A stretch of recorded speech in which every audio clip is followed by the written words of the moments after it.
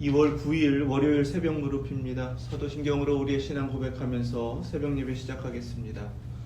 전능하사 천지를 만드신 하나님 아버지를 내가 믿사오며 그 외아들 우리 주 예수 그리스도를 믿사오니 이는 성령으로 잉태하사 동정녀 마리아에게 나시고 본디오 빌라도에게 고난을 받으사 십자가에 못 박혀 죽으시고 장사한 지 사흘 만에 죽은 자 가운데서 다시 살아나시며 하늘에 오르사 전능하신 하나님 우편에 앉아 계시다가 저리로서 산 자와 죽은 자를 심판하러 오시리라.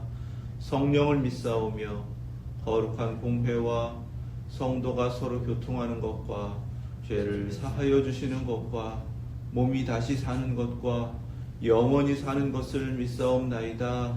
아멘. 찬송 533장 드리겠습니다.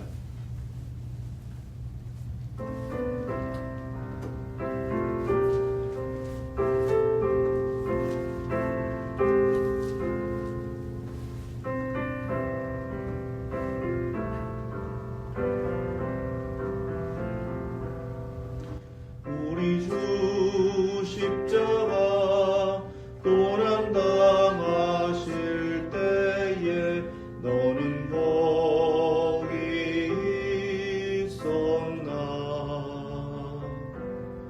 죄인들 위하여 목숨 버리실 때에 너는 거기 있었나. 저기 십자가에서 우리 위해 죽으신 주님, 너희는 무엇을 주저하고 있느냐. 사랑의 주께로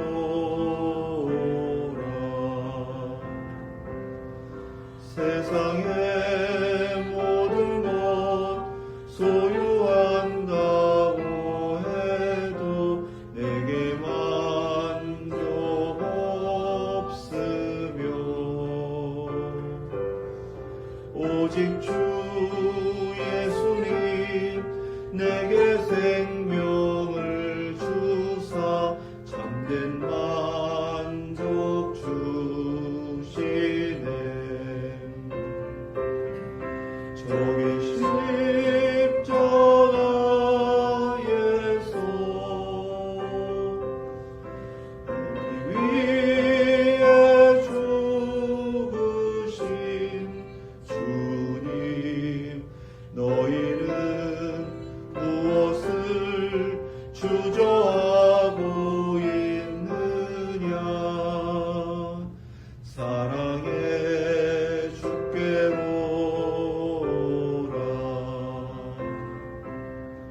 우리 주 조용히 너를 부르실 때도 주께 모두 나오라. 오직 주 예수를 믿고 순종할 때에 주가 영생 주시리. 저기 십자가에서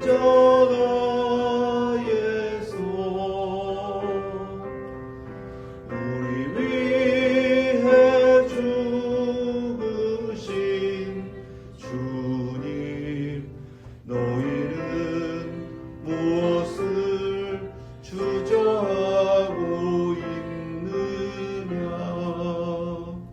사랑의 주께로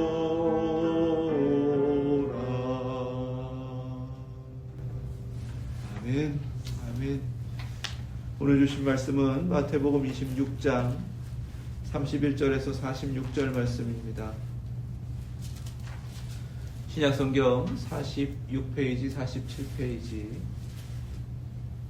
마태복음 26장 31절에서 46절 말씀입니다. 하나님의 말씀 믿음으로 받겠습니다. 그때에 예수께서 제자들에게 이르시되 오늘 밤에 너희가 다 나를 버리리라. 기록된 바 내가 목자를 치리니 양의 떼가 흩어지리라 하였느니라. 그러나 내가 살아난 후에 너희보다 먼저 갈릴리로 가리라. 베드로가 대답하여 이르되 모두 주를 버릴지라도 나는 결코 버리지 않겠나이다. 예수께서 이르시되 내가 진실로 내게 이르노니 오늘 밤 다 울기 전에 내가 3번 나를 부인하리라. 베드로가 이르되 내가 주와 함께 죽을지언정 주를 부인하지 않겠나이다 하고 모든 제자도 그와 같이 말하니라. 이에 예수께서 제자들과 함께 겟세마네라 하는 곳에 이르러 제자들에게 이르시되 내가 저기 가서 기도할 동안에 너희는 여기 앉아 있으라 하시고 베드로와 세베대의 2 아들을 데리고 가실새 고민하고 슬퍼하사 이에 말씀하시되 내 마음이 매우 고민하여 죽게 되었으니 너희는 여기 머물러 나와 함께 깨어 있으라 하시고 조금 나아가사 얼굴을 땅에 대시고 엎드려 기도하여 이르시되 내 아버지여 만일 할만하시거든 이 잔을 내게서 지나가게 하옵소서.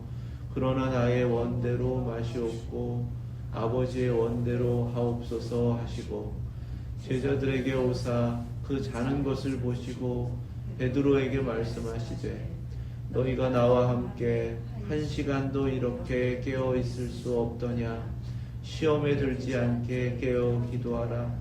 마음에는 원이로되 육신이 약하도다 하시고 다시 2번째 나아가 기도하여 이르시되 내 아버지여 만일 내가 마시지 않고는 이 잔이 내게서 지나갈 수 없거든 아버지의 원대로 되기를 원하나이다 하시고 다시 오사 보신즉 그들이 자니 이는 그들의 눈이 피곤함일러라. 또 그들을 두시고 나아가 3번째 같은 말씀으로 기도하신 후 이에 제자들에게 오사 이르시되 이제는 자고 쉬라. 보라 때가 가까이 왔으니 인자가 죄인의 손에 팔리느니라. 일어나라 함께 가자. 보라 나를 파는 자가 가까이 왔느니라. 아멘. 하나님 말씀입니다. 마지막 만찬을 마치신 주님은 제자들을 이끌고 감람산으로 올라가셨습니다. 감람산으로 올라가는 길에 제자들의 입술에는 찬미가 가득했다 증거하고 계십니다. 너희가 다 나를 버리리라. 나를 버리리라 하신 것은 내가 목자를 치리니 양의 떼가 흩어지리라 하신 그 말씀처럼 이제 목자를 잃어버린 그 양의 모습으로 흩어질 수밖에 없는 것이다 이렇게 말씀하시는 겁니다. 하지만 그러나 내가 살아난 후에 너희보다 먼저 갈릴리로 가리라. 아멘. 흩어진 양들, 그럼에도 목자가 다시 오실 것이니까 양들은 목자를 보게 될 것이고 목자의 인도하심을 받게 될 것이다. 기다리라 하시는 말씀입니다. 감람산을 쫓아가는 제자들 그 모습 속에서 우리는 우리의 신앙의 여정 가운데에서 주님 앞에 모든 것을 은혜로 받고 주님을 따르는 그런 결단 가운데 마지막까지 가게 되는 그 길의 모습을 깨닫게 됩니다.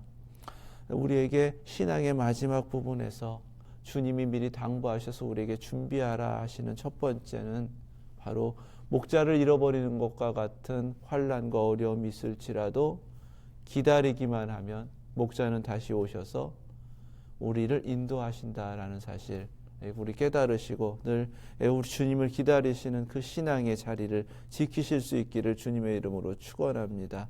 내가 살아난 후에라고 하셨기 때문에 이제 닥쳐올 죽음을 예고하신 것이고 목자가 죽는 그 두려운 일을 겪는다 할지라도 떠나지 않고 기다리면 반드시 오신다라는 그 약속의 말씀입니다. 이것이 바로 베드로와 가룟 유다가 마지막에 다를 수 있었던 이유가 되기도 합니다. 베드로는 숨어 있는 모습이었습니다. 그러나 그렇게 기다렸더니 주님이 그를 찾아오셨다라는 사실이죠. 항상 우리의 연약함 가운데에서 주님을 기다리는 자가 될 때에 주님께서는 우리에게 반드시 찾아오시고 다시금 양이 목자를 따라갈 수 있도록 모든 길을 인도하여 주시는 줄 믿습니다. 베드로가 나섰습니다. 모두 주를 버릴지라도 나는 결코 버리지 않겠나이다. 이 모습을 통해서 우리에게 경고하십니다. 믿음이라는 것은요, 그냥 입술의 고백이 전부가 아니라는 것입니다. 주님은 무엇으로도 맹세하지 말라고 하셨습니다. 베드로는 그 가르침을 잊어버렸죠. 모두 주를 버릴지라도 나는 결코 버리지 않겠나이다. 이것은 분명하게 베드로의 진심이고 솔직한 심정입니다. 주님을 향한 마음이고 사랑입니다. 우리 모두 다 같은 마음이에요. 하지만 그 마음이 삶이 되어야 되고 행동이 되어야 합니다. 나타나야 하는 것이고 지켜져야 하는 거예요. 주님이 양이라고 하셨을 때는 그만큼 연약한 존재임을 깨닫게 하신 것입니다. 연약하기 때문에 목자를 잃어버렸을 때는 흩어질 수밖에 없는 거거든요. 그 가운데 우리가 구할 것은 우리의 약함을 돌보소서. 주님, 우리가 그 약함 가운데에서도 주님을 의지하게 하옵소서. 이렇게 간구하는 것이 맞습니다. 베드로는 깨닫지 못했기 때문에 모두가 주를 버릴지라도 나는 결코 버리지 않겠나이다 라고 하며 장담하며 자신을 내세웠다라는 거예요. 주님을 향한 진심이 있지만 또 한편에 그가 실패할 수밖에 없었던 것은 자기 자신을 너무나 신뢰하고 있었다라는 사실입니다. 그래서 주님은 꼭 집어 베드로에게 닥쳐올 일을 이렇게 경고하셨습니다. 내가 진실로 네게 이르노니 오늘 밤 닭 울기 전에 네가 3번 나를 부인하리라. 이렇게 말씀을 들었을 때 베드로는 주님 앞에 납작 엎드려야 합니다. 하지만 여전히 자기 자신을 포기하지 않죠. 내가 주와 함께 죽을지언정 주를 부인하지 않겠나이다. 자아가 살아있는 모습입니다. 십자가 앞에서 자아가 살면 실패할 수밖에 없다라는 말씀입니다. 우리가 마지막 신앙의 여정 가운데 닥쳐오게 될, 겪게 될 순간이 있어요. 신앙생활 잘하고 다시 오실 주님을 기다리지만 주님이 오시기 전에 내가 주님의 부름을 받는 순간이 있습니다. 어찌되었건 십자가라는 것은 종말을 의미하는데 개인의 종말이 닥쳐왔을 때 우리가 어떻게 할 것인가, 주님은 그것도 깨닫게 하시는 거죠. 주님 앞에서 우리의 연약함을 인정하고 주님이 나를 찾아오실 것을 기다리면 그 죽음 앞에서도 주님은 모든 것을 넘어서며 약속하신 대로 영광의 그 나라에 들어갈 수 있도록 우리를 찾아오셔서 영접하시고 들이신다. 바로 이것을 깨달으라고 하시는 것입니다. 그런데 자아가 살면 이 모습이거든요. 모든 제자도 그와 같이 말하니라 하셨어요. 여기에 대하여 주님은 더 이상의 가르침을 주지 않으셨습니다. 왜 그러냐면요, 두 말씀의 공통적인 것이 오늘 밤에 이렇게 말씀하셨거든요. 제자들에게도 베드로에게도 오늘 밤에 이제 닥쳐올 일이에요. 겪지 않으면 깨닫지 못하니까 그냥 말씀을 더 이상 하시지 않은 것입니다. 그리고 계속 이끌고 올라가신 곳이 겟세마네입니다.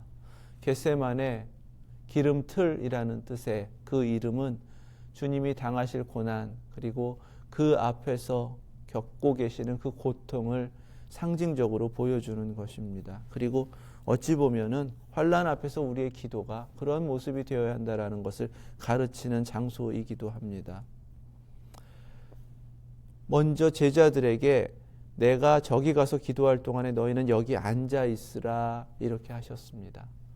여기 앉아 있으라 하시는 것은 기도를 마치신 주님이 오실 것이니까 기다리라라는 의미입니다. 주님은 제자들이 기다리길 원하십니다. 우리가 항상 주님을 기다리길 원하십니다. 그리고 앉아 있으라 하셨기 때문에 쉬고 있으라가 아니에요. 기도하시는 주님을 기다릴 때에 함께 기도하라라는 그러한 부르심입니다. 그리고는 세 제자를 데리고 가십니다.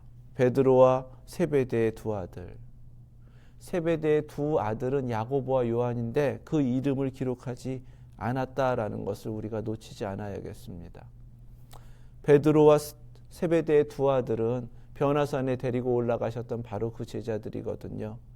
특별히 사랑하시는 제자들인가 이렇게 생각할 수 있는데 이 겟세마네 기도에서 이 세 제자를 데리고 가신 이유가 있습니다.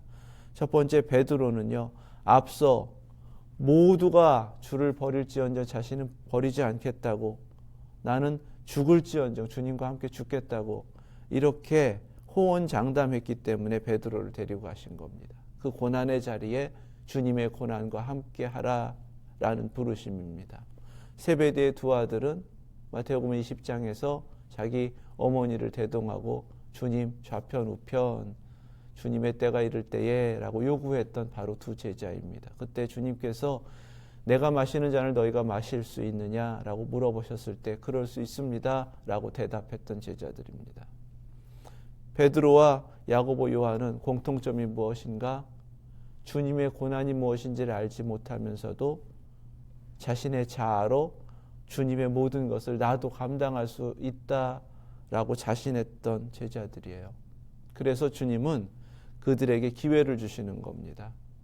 주님이 고통스럽게 다른 곳에서는 땀방울이 피방울처럼 되는 그러한 고통스러운 기도하시는 그 자리에 함께 기도하라 이렇게 하시면서 부르시는 것입니다. 38절 말씀에 내 마음이 매우 고민하여 죽게 되었으니 너희는 여기 머물러 나와 함께 깨어 있으라. 아멘. 다른 제자들에겐 여기 앉아 있으라. 그것도 기도에 대한 부르심입니다. 나와 함께 깨어 있으라 하시는 것도 마찬가지입니다. 기도하자라고 하시는 거예요. 세 제자에게는 주님의 고통이 얼마나 큰지를 말씀하셨습니다. 내 마음이 매우 고민하여 죽게 되었다. 주님을 부인하지 않겠다고, 주님이 마시는 잔을 마시겠다고 그렇게 장담했다면 그 제자들은 주님이 얼마만큼 지금 고통을 겪고 계시는지 정도는 알 수 있어야 합니다. 이 길이 어떠한 길인지 정도는 알 수 있어야 해요. 그러니까 주님은 매우 고민하여 죽게 되었다라고 그들에게 말씀하신 것입니다. 그리고 얼굴을 땅에 대시고 엎드려 기도하셨어요. 내 아버지여, 만일 할만하시거든 이 잔을 내게서 지나가게 하옵소서. 그러나 나의 원대로 마시옵고 아버지의 원대로 하옵소서. 아멘. 42절에도 마찬가지입니다. 내 아버지여, 만일 내가 마시지 않고는 이 잔이 내게서 지나갈 수 없거든 아버지의 원대로 되기를 원하나이다. 아멘. 세 번째도 같은 기도를 드리셨습니다. 우리에게 가르쳐 주시는 겟세마네의 기도는 한 가지입니다. 아버지의 원대로 하옵소서. 어떤 환란이 닥쳐온다 할지라도, 인생의 마지막 가장 고통스럽고 두려운 죽음의 순간이 눈앞에 온다 할지라도 주님을 기다리는 믿음은 하나님 아버지를 전적으로 의지하며 아버지의 원대로 하옵소서 하고 나를 내어드릴 수 있어야 된다. 주님이 가르쳐 주십니다. 우리 이 기도는 늘 마음에 다짐하시고 언제 어떠한 순간에라도 하나님 앞에 우리 자신을 다 내어드릴 수 있는 기도로 고백하실 수 있기를 주님의 이름으로 축원합니다. 이러한 기도를 가르치기를 원하셨는데 제자들은 잠들었습니다. 이때 베드로에게 이렇게 말씀하십니다. 40절이에요. 너희가 나와 함께 한 시간도 이렇게 깨어 있을 수 없더냐? 시험에 들지 않게 깨어 기도하라. 마음에는 원이로되 육신이 약하도다. 아멘. 이 말씀 가운데는 제자들을 향한 사랑의 마음이 담겨 있으시지만 깨어있지 못한 그들을 책망하시는 헷세들을 보게 하십니다. 스스로가 장담했잖아요. 죽을지언정 주님 버리지 않겠다고.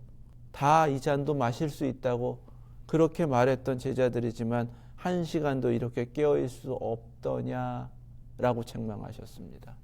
주님이 바로 이 마지막 순간 우리에게 가르쳐 주고자 하시는 것, 종말의 때가 되면 될수록, 그 순간이 다가오면 다가올수록 우리는 주님과 함께 깨어있는 자가 되어야 한다. 그 깨어있음이라는 것은 다른 것이 아니라 기도하는 것입니다. 깨어 기도하라. 늘 우리의 삶 가운데에서 기도는 하나님과 대화하는 것이고 하나님의 음성을 듣는 것입니다. 우리의 마음의 귀를 여셔서 주님께로 향하고 늘 하나님의 음성을 듣기 위하여 영적으로 깨어있는 저와 여러분들 되실 수 있기를 주님의 이름으로 축원합니다. 3번의 기도를 마치신 주님, 여전히 주님이 그렇게 책망하시고 깨우셨는데도 불구하고 깨어나지 못하는 그들 그냥 그렇게 두셨습니다. 그리고 45절 말씀이에요. 이제는 자고 쉬라. 보라, 때가 가까이 왔으니 인자가 죄인의 손에 팔리느니라. 아멘. 이 말씀 우리 두렵게 받아야 됩니다. 기도할 수 있는 때가 있습니다.